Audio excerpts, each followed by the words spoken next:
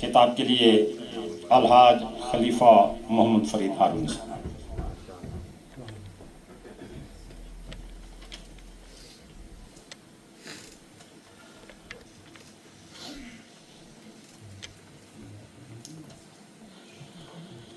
نحمده ونصلي على رسوله الكريم أما بعد فأعوذ بالله من الشيطان الرجيم بسم الله الرحمن الرحيم الله ولي الذين آمنوا يخرجهم من الظلمات إلى النور والذين كفروا أولياءهم الطاغوت يخرجونهم من النور إلى الظلمات أولئك أصحاب النار هم فيها خالدون صدق الله العظيم وصدق رسوله النبي الكريم ونحن على ذلك لمن الشاهدين والشاكرين والحمد لله رب العالمين۔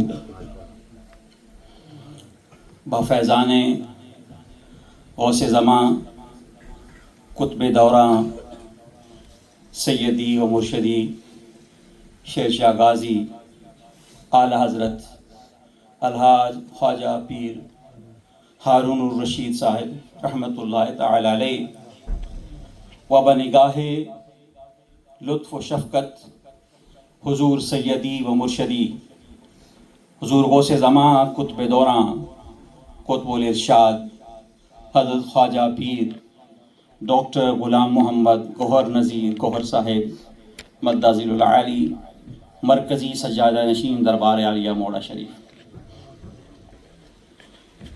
برادران طریقت، قرآن حکیم کی آیت مبارکہ جو میں نے پڑھی ہے، اللہ جل شانہ ارشاد فرماتا ہے اللہ ولی الذین آمنوا یخرجہم من الظلمات الی النور۔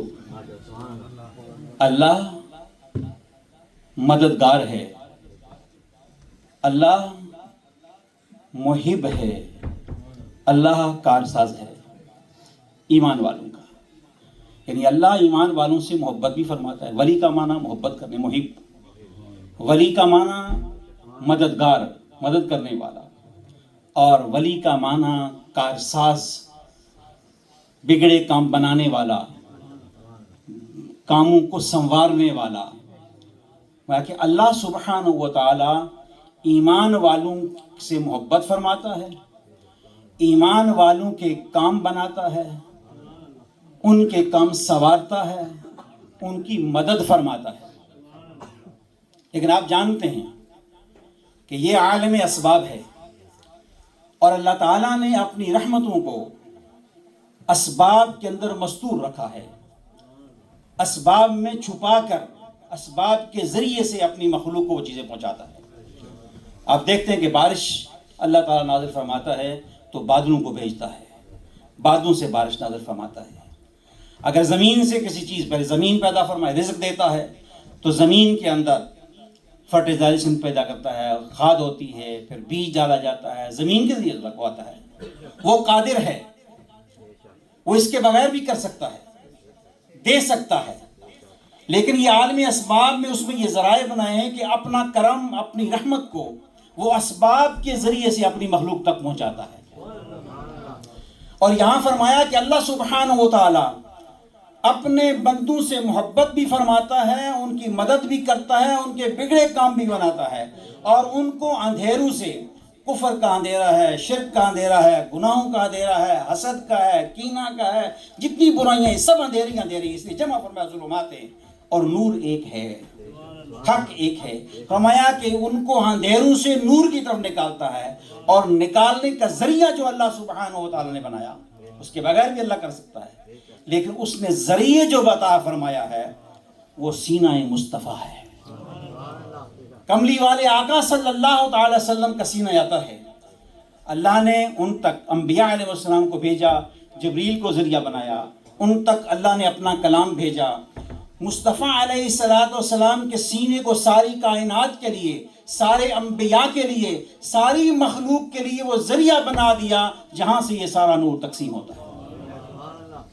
اور پھر نبی پاک صلی اللہ تعالی وسلم نے اپنے وہ غلام، اپنے ان بندوں کو منتخب فرما لیا جنہیں اللہ چن لیتا ہے، یہ اللہ کی عطا ہے، جس سے وہ منتخب کر دی۔ قرآن شریف میں اللہ تعالیٰ فرماتا ہے کہ ہم نے موسیٰ وَاصْطَنَعْتُكَ لِنَفْسِي، اے موسیٰ تجھے ہم نے اپنی ذات کے لیے چن لیا تھا، ہم نے تمہارے اوپر محبت ڈالی، اپنے لیے چن لیا تھا۔ جسے اللہ منتخب فرما لے، جسے اللہ چن لے، تو کملی والے آقا صلی اللہ تعالی علیہ وسلم نے جن ہستیوں کو اس نور کی تقسیم کے لیے چن لیا، وہ مخلوق خدا میں اس نور کو تقسیم کرتے ہیں، وہ مخلوق خدا میں اس نور کو بانٹتے ہیں، ان سے یہ نور تقسیم ہوتا ہے، ان سے یہ نور آگے چل رہا ہے۔ اور آپ دیکھتے ہیں کہ جس طرح میں نے پہلے ایک حدیث کوٹ کی تھی، حضور اللہ شان کی تشریح آوری سے پہلے میں حدیث بیان کر رہا تھا کہ نبی پاک صلی اللہ علیہ وسلم نے ارشاد فرمایا اذا مررتم بریاض الجنہ فرتعوا، جب جنت کے باغوں سے گزرو تو چر لیا کرو، کھا لیا کرو۔ عرض کی کہ یا رسول اللہ جنت کے باغ کیا ہیں، ان کا کھانا ان سے پھل کیا ہے؟ تو حدیث میں فرمایا، جس کا مفہوم یہ ہے کہ فرمایا جنت کا باغ یہ ذکر کی مجالس ہیں، اور ان میں بیٹھ کر ذکر کرنا یہ جنت کا پھل کھانا ہے۔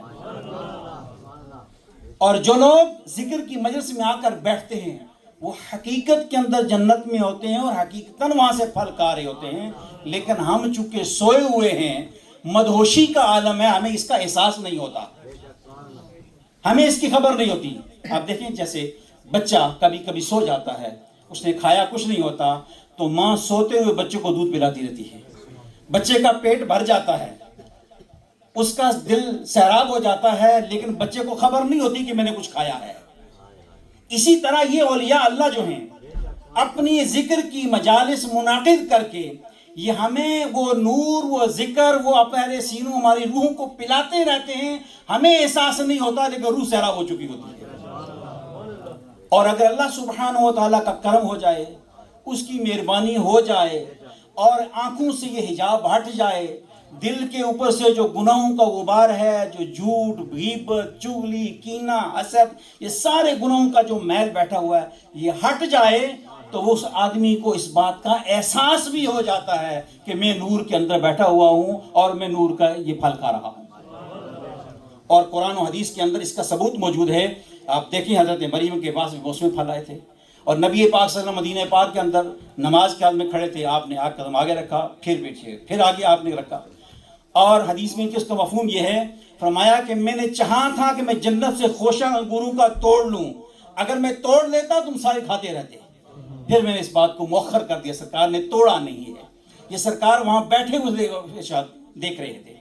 اسی طرح جب ذکر کی مجلس میں آپ لوگ بیٹھتے ہیں، ہم ان اولیاء اللہ کے قدموں میں بیٹھ کر جب اللہ کا ذکر کرتے ہیں، حقیقت میں جنت کے باغ میں بیٹھے ہوتے ہیں، اور پوری توجہ سے جو لوگ ذکر کرتے ہیں اور اپنے اس دل کے آئینے کو مرشد کے آئینے کے سامنے رکھتے ہیں، انہیں اس چیز کا احساس بھی ہو جاتا ہے، کیونکہ یہ دل ایسی چیز ہے جب یہ صاف ہوتا ہے، اپنے مرشد کی آپ سامنے رکھیں گے۔ جس طرح بڑے خوب کسی نے کہا کہ صد کتاب و صد ورق را درنار کن، روئے دل را جانب دلدار کن، ساری کتابیں، سارے اوراق کو آگ میں ڈال، اس دل کے شیشے کو صاف کر کے مرشد کے سامنے رکھ دے، اپنے آقا کے سامنے رکھ دے، تاکہ اس کے اندر وہ انوار و تجلیات داخل ہو جائے۔ اور جب یہ چیز نصیب ہو جاتی ہے، کیونکہ جب میں آپ کو یہ پوری وثوق سے یہ بات کہہ سکتا ہوں، دعوے سے کہتا ہوں، اگر آپ اپنا خیال پاک کر کے، اپنی نیت کو صاف رکھ کے، یہ نہ سمجھیے کہ ان لوگوں کو پتہ نہیں چلتا، اللہ ان پر عیاں کر دیتا ہے۔ اگر وہ بات سامنے اس طرح دو چار کی طرح نہ بھی آئے، اللہ ان کے دل میں یہ بات القاء کر دیتا ہے، کس کو کیا دینا ہے، کتنا دینا ہے، وگرنہ اللہ ان پر عیاں کر دیتا ہے، جب چاہتا ہے، جو چاہے، جہاں چاہے عیاں کر دے۔ میں اپنی ایک بات سنا کے عرض کرتا ہوں۔ میں فاضل بھی کر رہا تھا، خانے واز پڑھتا تھا، تو میں گھر جانے لگا، سردیوں کا موسم تھا، برف پڑی ہوئی تھی۔ جھیکا گلی پہنچ کر وہاں سے پہلے ایک موڑ آتا ہے، گلڈنے سے گزرنے کے بعد وہاں سے درباشی نظر آتا ہے۔ جو ہی نظر آیا تو میرا دل کہا کہ میں درباشی جاتا ہوں۔ اس وقت اتنی ہوش سمجھ بھی نہیں ہوتی، بالکل میں جھیکا گلی اتر گیا، کوئی گاڑی نہیں تھی، رات کا وقت تھا، سارے راستے بند تھے، اس وقت ٹریفک بھی اتنی نہیں ہوتی تھی۔ وہاں سے پیدل چلا، کشمیری بازار چلا گیا، پیدل چل گیا۔ کشمیری بازار سے پھر نیچے جانا تھا، اب برف پڑی ہوئی ہے، راستہ نہیں، تو میں نے کہا سڑک تو ساری رات گھومتا رہوں گا، شارٹ کٹ مارتا ہوں نیچے۔ اب وہاں ایک مکان تھا، اس کے اندر کتا تھا، میں جو ہی سامنے گیا کتا سامنے سے بھونکنا شروع ہو گیا۔ اب میں وہ ہٹے تو میں آگے اوپر جاؤں، میں وہاں رک گیا، کافی دیر کھڑا رہا، مجھے یاد نہیں اب 10 منٹ 15 منٹ یا 5 منٹ کھڑا رہا. اتنے پیچھے سے گاڑی کی لائٹیں لگی, میں بھاگ کے اس کے پاس گیا شارٹ کٹ. تو انہوں نے کہا کہ کہاں جانا ہے؟ میں نے کہا موڑا شریف. تو انہوں نے کہا بیٹھ جاؤ صاحب. درباشی پہنچ گیا. اب رات کے 11 بج چکے تھے, سب خادمین سوئے ہوئے تھے. مجھے یہ بھی پتہ نہیں تھا کہ کس کو جا کر کہوں کہ مجھے بستر چاہیے یا کچھ چاہیے. ساری رات مسجد میں اس طرح بغیر وہ چلتا رہا, سردی لگتی تھی. خیر شارٹ کٹ. صبح جب وہ دربار میں کھلا, حضور اللہ شان نے سب سے پہلے باہر میں تھا. تو خادم آیا, اس نے کہا کہ فرید کون ہے؟ حضور اللہ شان بلاتے ہیں. تو میں بچہ تھا, تو میں نے کہا کسی کوئی بڑا آدمی ہوگا, مجھے تو نہیں حضور نے بلایا ہوگا. پھر دوبارہ اس نے کہا, جب تیسری بار اس نے کہا بھائی بچہ فرید کون ہے؟ تو میں ڈرتے ڈرتے اٹھا. میں نے کہا میرا نام ہی فرید ہے. اس نے کہا جلدی آؤ, پیسا بلا دیں. جب میں اندر داخل ہوا تو حضور اللہ شان نے پہلے مجھ سے یہ پوچھا کہ راتی کتے کو ڈرے تو نہیں ہو؟ تو میں کیا بناؤں؟ میں نے کہا جی نہیں, بس آئیں بائیں شائیں. کوئی خود بات بھی نہیں کر سکتا تھا, منہ سے بات نکلتی نہیں تھی سرکار نے. تو آپ نے فرمایا دیکھو میں ستا نہ ہونا, میں جاگنا ہونا ہے. میں سویا ہوا نہیں ہوتا, میں جاگ رہا ہوتا ہوں. کتا تمہیں کیا کہہ سکتا ہے؟ یہ حضور کے الفاظ تھے. میں ستا نہ جاگنا آیا, کتا تو سوئیں کیا آگی سکنا ہے. مرشد کریم کو اللہ سبحانہ و تعالیٰ اپنے غلاموں کی اطلاع دے دیتا ہے. حضور غوث زمان قطب دوران غوث المعظم سرکار مولوی رحمۃ اللہ علیہ فرماتے تھے کہ لوگ اپنے خیالات اپنی حاجات دل میں رکھ کر آتے ہیں, اللہ سبحانہ و تعالیٰ ہمارے دل میں ڈال دیتا ہے, ہم اس کے مطابق گفتگو کر دیتے ہیں, اس کا حل انہیں بتا دیتے ہیں. اگر دل کا یہ آنا صاف رکھ کے آپ میرے مرشد کریم کے سامنے حاضر ہوں گے, پوری توجہ اور انہماک سے ہوں گے, اللہ تعالیٰ آپ کو کبھی محروم نہیں رکھے گا. آپ بھر کے جائیں گے, کبھی خالی نہیں جائیں گے. یہ ایسا آستانہ ہے کہ جو بھی نیت خالص لے کر آیا ہے اللہ تعالیٰ نے اسے مالا مال کیا ہے. اللہ تعالیٰ نے اسے ساری نعمتیں عطا کی ہیں. دونوں جہانوں کی اللہ اس کو مہربانیاں کرتا ہے. حضور غوث المعظم رحمۃ اللہ علیہ ایک دفعہ ارشاد فرما رہے تھے, مجلس لگی ہوئی تھی, آپ خطابات خطبہ فرما رہے تھے. ایک شخص جو بے شمار جگہوں پہ گھوم گھما کے آیا, ہر جگہ گیا, اسے حق کی تلاش تھی, اللہ تعالیٰ کا قرب چاہتا تھا. تو کھڑا کر عرض کرنے کا حضور میری ایک عرض ہے. فرمایا بولو.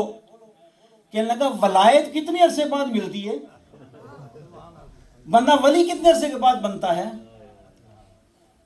تو آپ نے ارشاد فرمایا کہ ولایت 40 سال کے بعد ملتی ہے, اور ولایت 40 مہینے کے بعد بھی مل سکتی ہے, اور ولایت 40 ہفتوں کے بعد بھی مل سکتی ہے, 40 دنوں کے بعد بھی مل سکتی ہے, اور پھر فرمایا کہ اللہ چاہے تو یوں بھی مل سکتی ہے.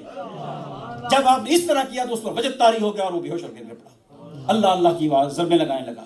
ساری مجلس ختم ہونے کے بعد آپ نے قریب فرمایا بڑا بے صبرا ہوا سی کہ آ جب.